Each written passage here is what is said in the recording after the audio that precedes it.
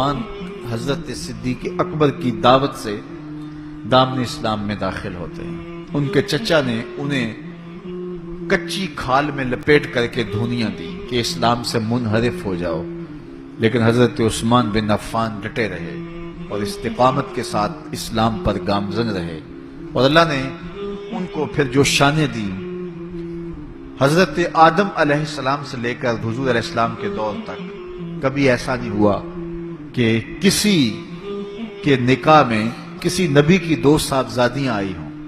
یہ اعزاز صرف حضرت عثمان غنی کو نصیب ہوا رضی اللہ تعالی عنہ۔ حضور کی 2 شہزادیاں حضرت عثمان غنی کے نکاح میں آئیں، یکے بعد دیگرے، تو اس وجہ سے انہیں ذوالنورین، 2 نوروں والا کہا جاتا ہے۔ اللہ تعالیٰ نے حضرت عثمان غنی کے مال سے اس امت کو بہت تقویت عطا کی۔ تحریک اسلام کے لیے جن لوگوں نے مالی وسائل پیش کیے، ان میں نمایاں نام حضرت سیدنا عثمان غنی رضی اللہ تعالی عنہ کا ہے۔ آقا کریم علیہ السلام کے کہنے پہ انہوں نے جتنی ضرورت پڑی اتنا مال پیش کر دیا۔ غزوہ تبوک کا موقع آیا تو حضور نے تحریس دلائی، تو انہوں نے کہا حضور میں 300 اونٹ پیش کرتا ہوں، ما ساز و سامان کے۔ تو حضور نے پھر تحریس دلائی تو پھر کھڑے ہو گئے، پھر تحریس دلائی تو پھر کھڑے ہو گئے، اور جو حضور کہتے رہے وہ پیش کرتے رہے۔ بیر روما کی کہانی آئی، جب مدینہ المنورہ میں ہجرت کر کے آئے تو مسلمانوں کے لیے کوئی میٹھا پانی دستیاب نہیں تھا۔ قریب ترین باغ بیر روما تھا، ایک یہودی کی ملکیت تھا، وہ مہنگے داموں دیتا اور مسلمانوں کی مجبوری سے اور زیادہ فائدہ حاصل کرتا۔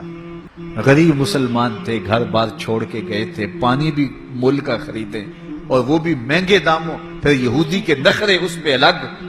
حضور نے فرمایا کوئی ہے جو مسلمانوں کے لیے پانی کا انتظام کرے؟ عثمان رضی اللہ تعالیٰ نے عرض کی حضور یہ ذمہ داری میری ٹھہری۔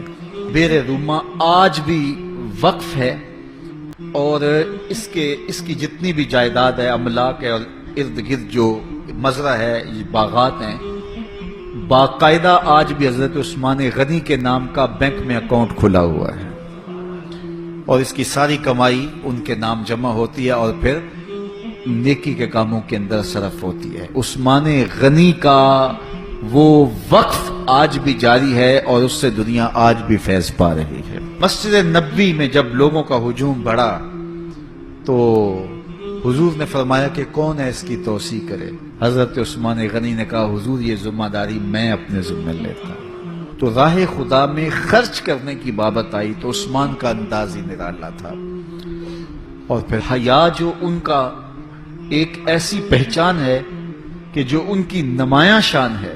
حضرت عثمان غنی رضی اللہ تعالیٰ عنہ کا جب آخری وقت آیا تو آپ جانتے ہیں ان کا پانی بند کر دیا گیا تھا، مدینے پر بلوائیوں نے قبضہ کر لیا، اور 40 دن تک حضرت عثمان غنی پر پانی بند رہا، گھر میں محصور ہو گئے۔ 40ویں دن جس دن شہادت ہوتی ہے اس دن آپ نے سر انور باہر نکالا اور لوگوں سے کہا کہ لوگوں، جس وقت مسجد نبوی کی جگہ تنگ ہو گئی تھی اور رسول کریم نے کہا کوئی ہے جو مسجد نبوی کی توسیع کرے، تو کس نے توسیع کی تھی؟